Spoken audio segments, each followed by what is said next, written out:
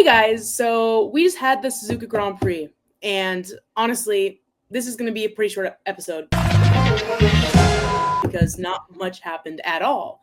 We actually have like basically one highlight of Alex having some great radios. So we're just going to give you guys a quick debrief, just a few things that happened. Nothing special, but still some things happened. So let's talk about it. Yeah. Max and Lando next to each other at the start almost made me had a conniption. The start, like you see the video and they're both like this. Literally, and like, I was like, they were genuinely like facing towards each other, and I was like, oh my god. I was like, I'm getting flashbacks. I was like, I didn't even realize it, like, because we all watched the race together. Mm-hmm. I did not realize it when I was watching it with you guys, like how bad it was. Nervous. I woke up this morning and I rewatched it with my dad, and I'm looking at the start and I just see two cars just pointed directly at each other, and I'm like, I only noticed Lando because I was like, dang, he's like, yeah. Well, Lando like normally will point his car pretty strong. Yeah. So like I guess I wasn't shocked by it. I've seen Max do it too. Like I've seen both of them do it when they're in different positions, but I was expecting both of them to do it because I think I actually did see it. Now that I think about it. But I think I was just so nervous, like about the start. I just like wasn't even like registering it. There was just so much anxiety. I was like, please just go. I was so nervous. Our faces like during the race, we were like just like straight face, like the last like 3 or 4 laps. I was literally like hunched over, staring at my screen. No, Katie was really like, I had no words left. I was just so like, I was tired and I was done. And I'm gonna like insert a picture on here of like what we looked like, because there's a few pictures where we looked. It was there's some pictures for me and of Katie, me. and we were cooked. Like we were cooked. It was bad. Yeah, no, it was bad. It was a stressful like. It was just really weird because it was like I was really stressed out like the last 10 laps, but then I'm like afterwards, I'm like, wait, but nothing happened whatsoever. Yeah. Think about it after, nothing happened. There was just, like, I wonder like after this race if they'll end up trying to do something with the track to make it more interactive. If you know what I mean? Like, if the drivers are saying it's boring, like. They just need to make the car smaller. I'm telling you guys. Like there's no opportunities for overtakes on Suzuka like anymore. Like you cannot. There's like barely any chance for overtakes. Yeah. And it's hard to catch big fat cars. Yeah, and you're like in the dirty air, so like you can't really like. There's not like many tracks at all. It's like so. I feel like there's like just like not a lot of tracks where it's like overtaking is a huge thing. Like it's just so rare. I feel like now Las Vegas, I feel like had a lot. Like I remember there's a lot of overtakes there. Like obviously there's tracks where you can overtake a lot, but all these tracks you can tell like are just getting less. It feels like less exciting because of how big these cars are. And I'm like, I hope the 2026 regulations. I don't think they're going to be that's much smaller. They're going to be smaller, but I think it needs to be not by enough because like Carlos is calling it. Yeah, like if Carlos is calling it a new Monaco. I was impressed with like Vegas because I expected Vegas to be like every other street circuit where like there's literally no overtaking, and I'm glad that they made it to where it was so interesting. The 2023 Grand Prix, like I guess it was low standards for being like exciting because 2023 is kind of a boring-ish season, I guess. But like there were so many overtakes in that like circuit, and I was like, oh my gosh, this is such an exciting race. So I honestly like I don't know, I feel like that could be an unpopular opinion that like the Las Vegas track genuinely is like a really good track to have. No, it's a great track. All like the different like the track like because you can't adjust all these old tracks. Like you can't. Oh, I can't make these wider because Monaco is a genuine. Like, it's a street. Like you can't just ride in the street for like one day. I feel like Suzuka could be adjusted though if they wanted. Suzuka they could adjust. Yeah, they could. They could. It's just like maybe probably won't. Yeah. I'm pro F1 cars get smaller because they look better anyways. So. I think a lot of people are. Oh, a lot. I think majority of population. I've never met one person that's like keep the cars big because like why would you want that? But yeah, I feel like there was 2 drivers, Carlos and Kimi, that kept getting like falling victim to that one chicane on the track. They literally got green chicane. The investigation warnings, I'm like, yeah. for what? It's like, well, it's because like, an advantage. No, more like losing like, their position. Yeah, I know, but like apparently, because that was the one thing that I looked into afterwards because I was like, why are they putting this under investigation? Mm-hmm. Apparently, like in the past, that has been a corner that like you can go off on and gain a little bit of time. Yeah. And so they like put it under investigation just to make sure that there wasn't like an amount of time gained. Yeah. But normally it's a loss. Like obviously you're going off the track and you have to rejoin safely. Like you're not normally going to gain time. I can see where it can be an advantage, but like in their case, I'm like, I mean, they didn't do any further investigation, so it's not a big deal anyways. But I was like, oh, this whole process again and again.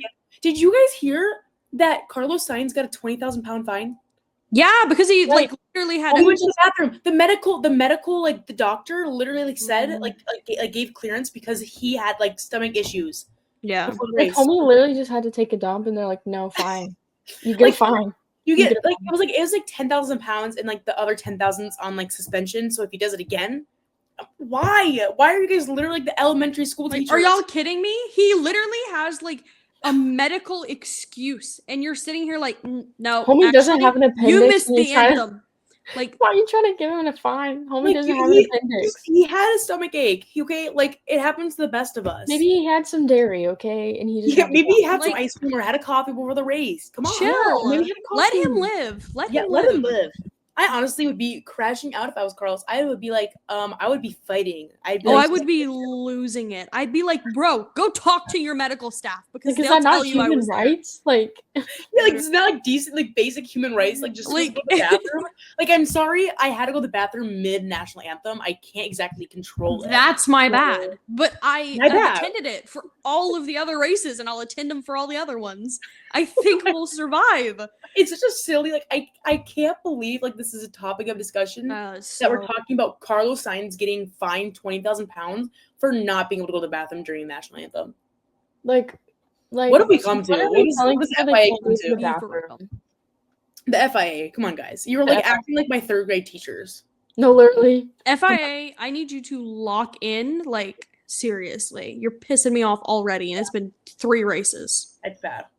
Ooh, I have something else I want to talk about. Kimi Antonelli. Ooh. My honorary driver of the day, because honestly, sorry to Yuki. I know. Sorry, Yuki, but why the fuck are you driver of the day? You didn't do anything. I get like you're Japanese. It's a Japanese Grand Prix, but that doesn't happen to every driver. Like, you had a bad race. Like you were stuck behind Pierre Gasly the entire time. Literally. Like Kimi Antonelli got the fastest lap. He led the race as the youngest driver ever. Youngest driver to get the fastest lap. Max won the race. I don't know. Whatever. Like, hello. And Isaac got points. Isaac was 57, and he pitted and everything, and still ended up P8 in front of like a freaking like 1 or 2 Ferraris. No, not one Ferrari. That's really my goat. Like that's like I didn't realize how many records Kimi had like broken. He's just racking them up. I know, because they're like he's the youngest to like lead a lap. He's the youngest to set like a track lap record during a race, and I'm like, I just want to know why he always. And we didn't give him driver of the day. I don't know why I didn't get driver of the day. Honestly, I voted for Max because I was just happy. I voted for Kimi, but like I was gonna vote for Kimi, but like he was like right there up in second. Yeah. I thought that Kimi was gonna win. Yeah. So like nice. He's Japanese, but like. Kimi just handled his tires really well that race. Yeah, he was really consistent throughout the entire. He clearly has learned something from George Russell, and consistency. Has learned how to deal with his tires. And you know what? It worked. It's a Mercedes driver's trait now, apparently. Apparently, and honestly, like, good job, Toto Wolff. You know how to pick them. Apparently, great job. Good job. I love the way he's always yelling on the mic. Or on the radio, but it sounds like he's a million miles away. It sounds like he's on a plane FaceTiming. It's actually the I hear a Kimi radio and like I just have to like giggle a little bit because I'm like he's just the cutest. He's just sitting in the car like screaming and I'm like, oh my god. Here, I'll show people. Gabby's got proof.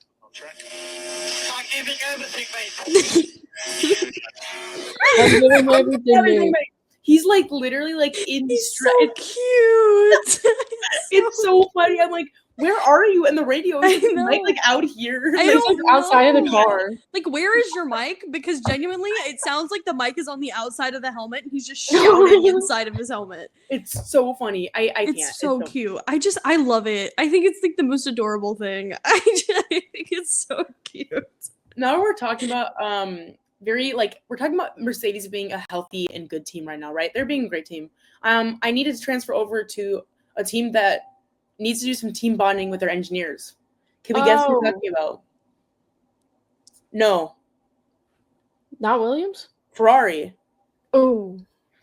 Williams, Alex. I'm talking about Ferrari, Lewis, and Alex and his engineer just need to do like couples therapy. Alex can be included as a honorary member of like the bad engineers club, because goodness gracious, Lewis and Charles, I would not be having a good day ever if I had to be like their engineer, because I mean, I'm not blaming the drivers, because I mean, I'd probably be pissed off too if they're not giving me adequate information. Yeah. But you guys not do something? I seriously do you guys not do some kind of team bonding, where you're like, I want you to do this for me. I want you to give me this amount of information. Tell me, I don't want you to talk during these parts of the race. Do they not talk about this? Because Lewis was like, where am I fast or where am I slowest? And he was like, turn 1, 2, 3, 4, 5, 6, 7, 8, 9, 10. And he was like, okay, but where? How? I know. You guys are in F1 and you're so literally funny. Arguing mid-race. Are you? I know. And then you get a freaking Ollie Behrman radio, and him and his engineer are just like, oh my god, thanks, mate. Oh my gosh. And then you get Alex, and he's like, yeah, and I'm like, Alex was I'm leaving Alex this was aggressive, and I don't know where it came from. I have never seen him like that, because on the radios, dude, I was like, this is out of character. Not in a bad way, because you know what? This get your anger out. I don't know what y'all did to Alex this season, but that man, I don't know what he needs right now. He's got Carlos Sainz in his seat. He's got to up his game. He's got to be more aggressive. I respect it. I think it's great. No, I love it. I think, I genuinely think Alex is doing so well, and I think a little bit of sass on the radio doesn't hurt anybody. It's necessary, honestly. I think it's great. I think it's great for the sport, great for the race. It's great because he's one of those people who will do it over the radio, and then he gets out of the car and gets into interviews, and he starts giggling about it in the interview. He's like, oh my gosh. Wait, I'm sorry, guys, I didn't mean it. Wait, what? I'm so embarrassed. No, literally, the interview, he's sitting there and he's like, you guys heard all that? He did not know that we heard all of that. Literally, the interviewer's like, dude, you were pissed. And he's like, I didn't know y'all heard all that. How boring was that race? And we're like, dude, you're the highlight here, okay? That's how boring it was. That's how boring you are the highlight.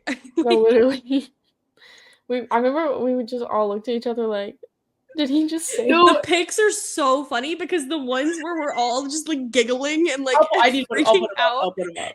There's a few there's an Alex Albon radio in those moments. we were at first we were very surprised the first time, and then there's another one where I was like, oh, I just laughed. I see Albon on. We saw the team radio pop up. We're 2 seconds later, even more, and it just kept getting worse, and it was like, oh my gosh. Like a snowball. It was so funny. Oh, it was so good. Definitely the highlight of the race. Also, I was really thinking that Lance Stroll was going from P20 to P1. And I'm still convinced that they accidentally switched him and Max around last minute. Lance was winning the race. I think he was winning. I think the timing sheets were wrong. I think everything was wrong. I think they accidentally put the timings wrong, and then when Max pulled up to the number 1 spot, they quickly switched him and Lance out, and he just took all the credit. And it was off the camera. I know that because I also heard that just genuinely all the 19 other drivers in front of Lance got disqualified. So Lance actually won that race, and it was all just apply. It was all fake. Lance did they put a go-kart engine in there? No, I remember this because all of the other drivers except for Yuki and Lance drove straight into turn 1 and hit the wall, and they were the only 2 on the track. Yeah, exactly. And Lance and Yuki ended up P1, P2. It was crazy. And there was nobody P3. There just wasn't anybody there. No. And then they literally They literally covered it up. So they had holograms of all the cars on the track. Yeah. To make us think that Max and the McLarens were top 3. No, actually, Yuki was P1, Lance was P2. They were actually in the garage. Yeah, that was actually. They weren't even in China. No, they're already in Bahrain. They're nowhere near. They're still nowhere. They're back at MCO or whatever. MTO. They're back at the MTC. They're just chilling.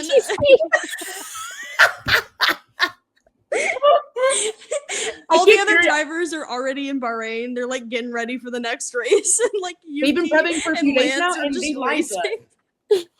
They just had the holograms up to make it seem like a real race, but it really wasn't. Like it was just Lance and Yuki. Guys, you wonder why Yuki and Lance overtook the entire grid in seconds? It's because the cars weren't even there. They were holograms. It was holograms. You heard it here first. They don't want you to know this. No clickbait. They don't want you to know this. They don't want you to know this. They were all holograms. They're all in Bahrain.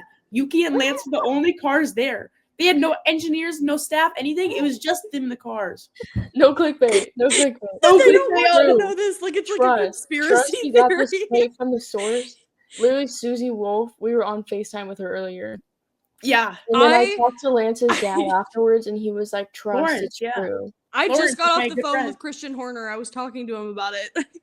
And he's already in Bahrain. Like I was talking to Zach Brown, and he was like, "Dude, like this is crazy. Like we're already in Bahrain, and Lance and Yuki are the only drivers in Suzuka. It's crazy." Exactly. Like I called Christian, and I was like, "Dude, like why is Yuki the only one here? Like where's Max at?" And he's like, "We're in Bahrain, babe. Like we're ready." Yeah, I was like. Racing.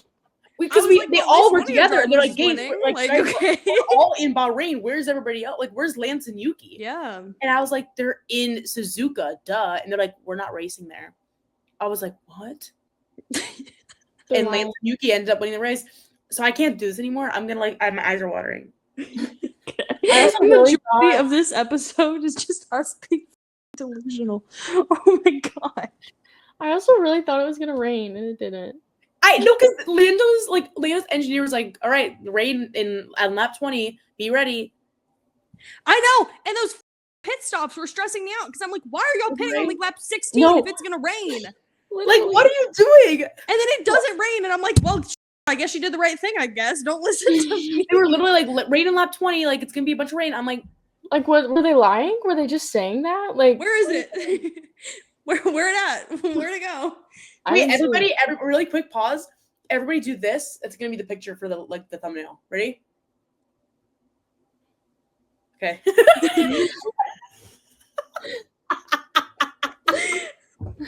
Oh my gosh. I'm gonna keep that in. I'm not even gonna edit this out. Everybody do this for thumbnail.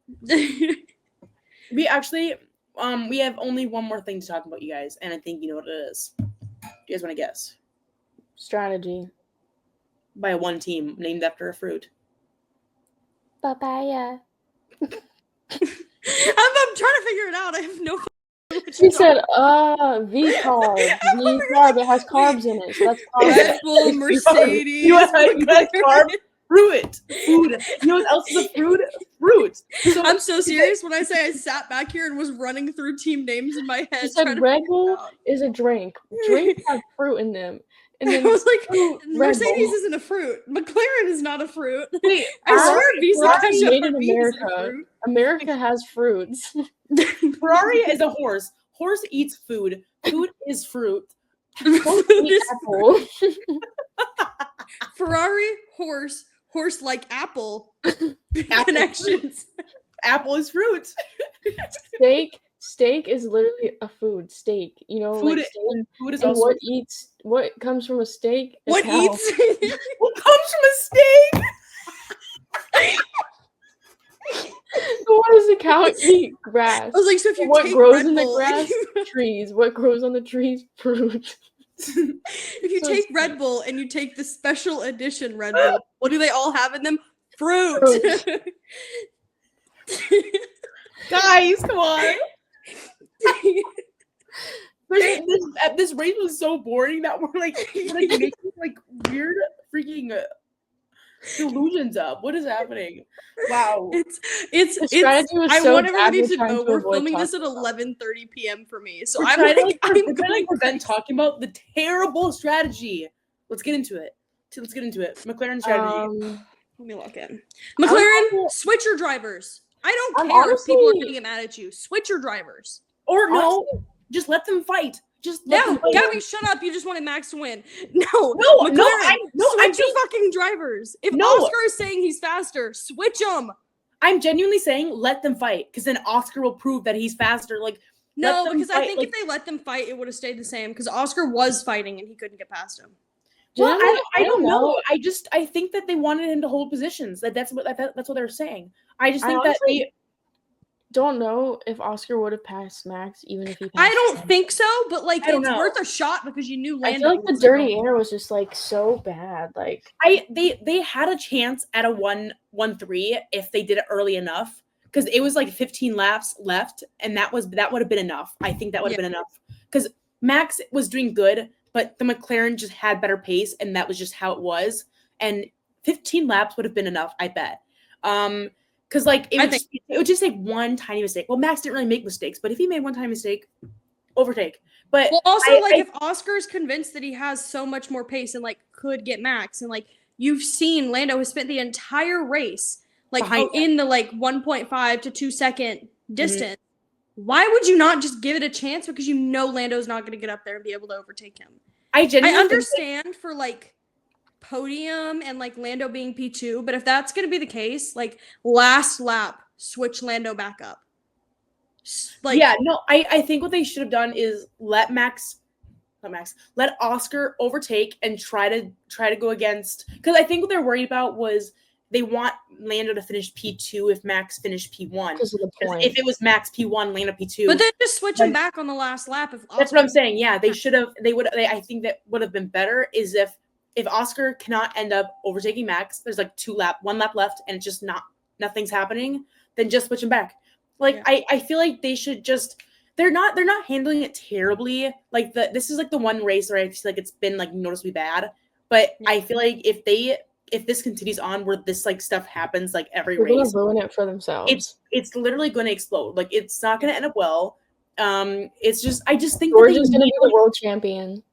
They literally need to think about how the fact that you do have two of the best, most talented drivers on the grid, and in the fastest car on the grid, that's a good combination if you handle it well enough. But once they're getting closer, Oscar's now P3 in the championship.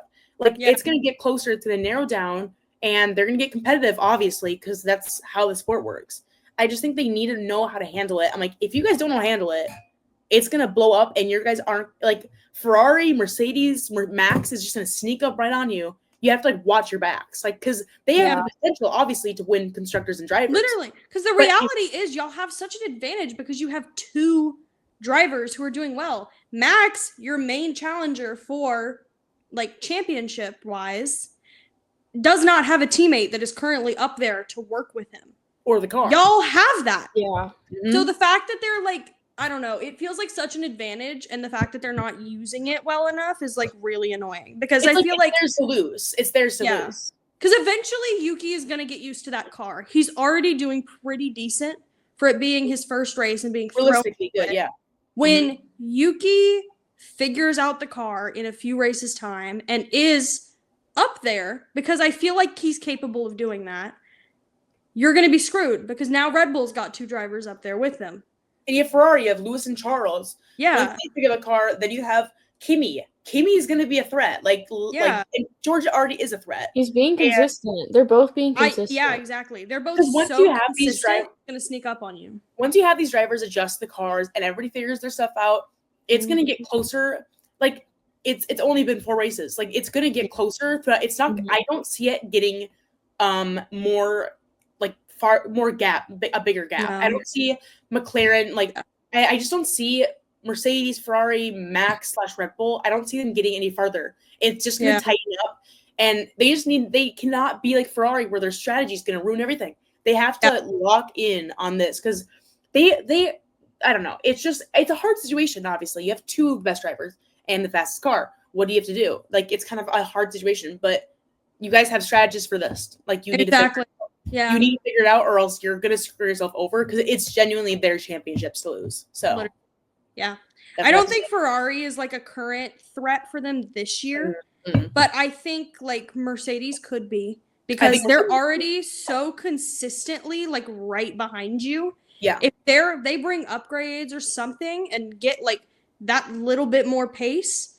they're on there with you. And like it's not like Kimi is far behind. Like Kimi is there with it.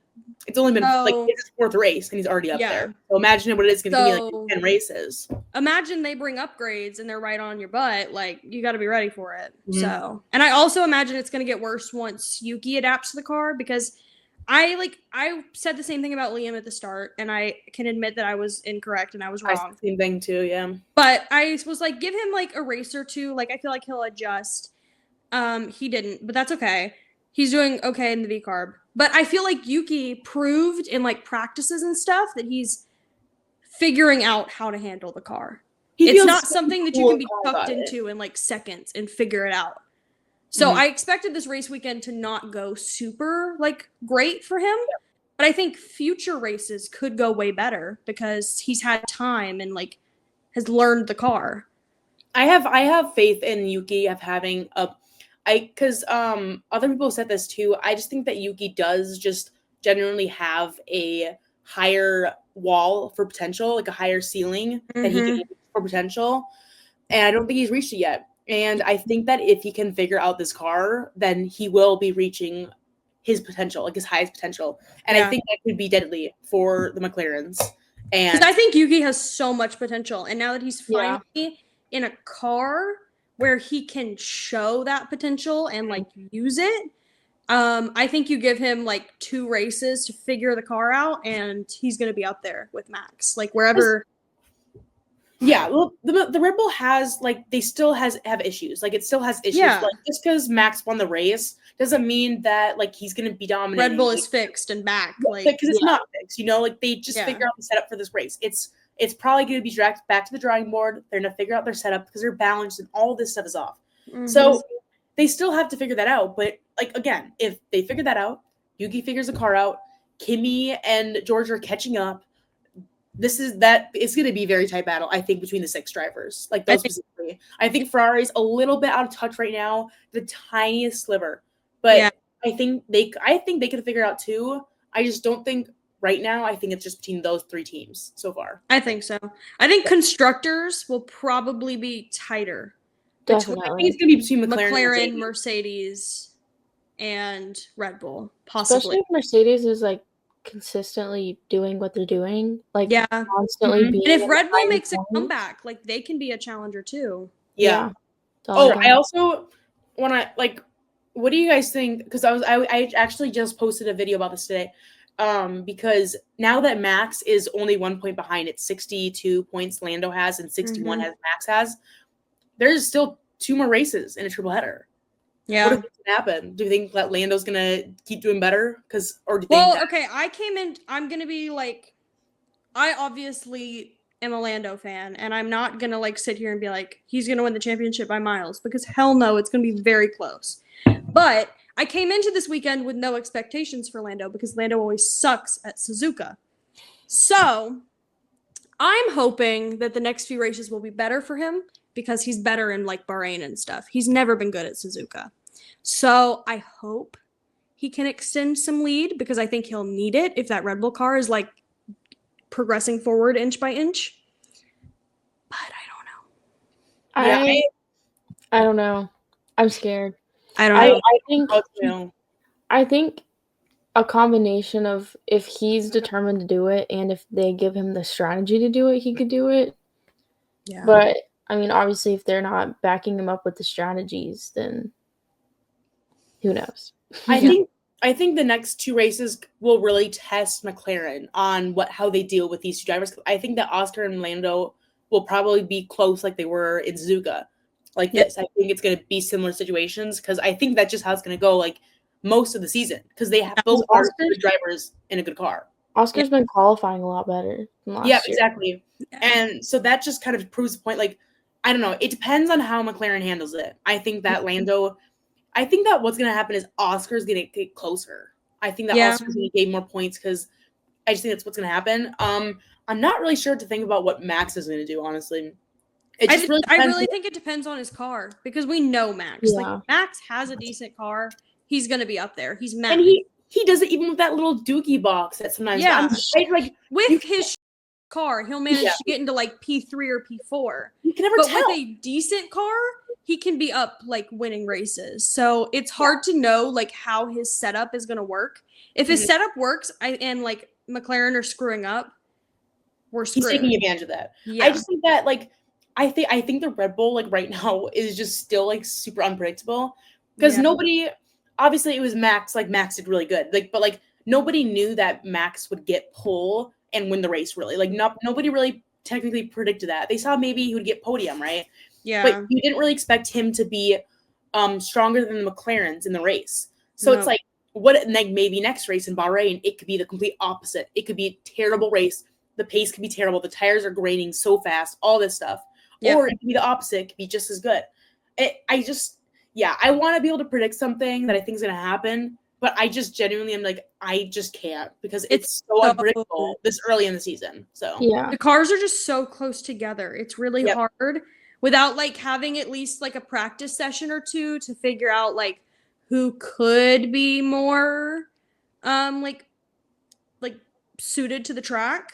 Yeah. It's hard to make any sort of prediction this year because they're just so close together. Yeah. Even like the midfield, like you never know who in the midfield is going to have the advantage at that track because there's some tracks where like Haas or like Sauber will come out of nowhere and get like points.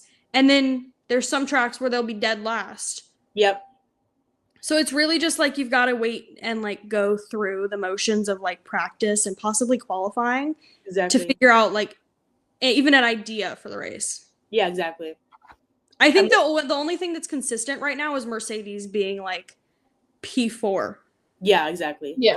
I'm looking up to see right now if Bahrain or Saudi Arabia are sprint weekends to see if like there's any sprint races. Bahrain isn't. I know Bahrain isn't. It's a sprint. I'm looking it up because I'm just like that could change a lot of things. So. Bahrain isn't. I don't know about Saudi. Saudi Arabia isn't either. Yeah, so Jeddah isn't either. So I was gonna say because I feel like that always whenever there's a sprint race, there's always like because I remember Max saying this like specifically, and a few of the drivers have mentioned this like where it's like they don't really like the sprint races because it gives you like a sneak peek to the race, and then the race isn't as fun because it's basically just a mini version of the race. You're like, okay, well now we know what's gonna happen. Exactly, and that always helps tell, I guess, but I do feel like this year sprint races could be more fun. Because the cars are so close, like qualifying is so important.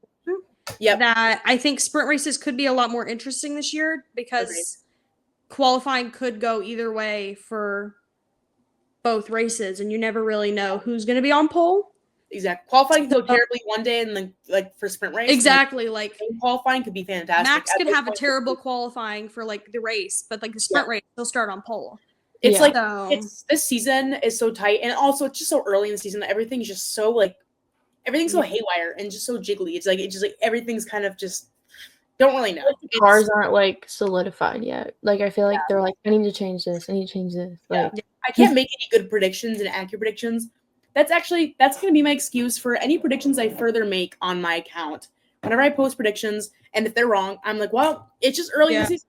It's going to be like race like 20 out of 24. I'm like, oh, it's just early in the season. It's just early in the season and I have no idea. Like, come on, guys. It's too early in the season. I can't tell yet. No, really. That'll always be Well, on that note, I think it's time to end this episode because that's all we have to talk about. We actually add on quite a few more things than the race, which we always do.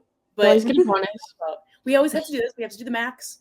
That's for you guys because we love you guys so much. That's just what we have to do for you. So you're welcome. You're welcome. And we'll see you after the Bahrain Grand Prix for that recap. So we'll see how it goes. Thank you for watching. Thank you for listening. We'll see you next time.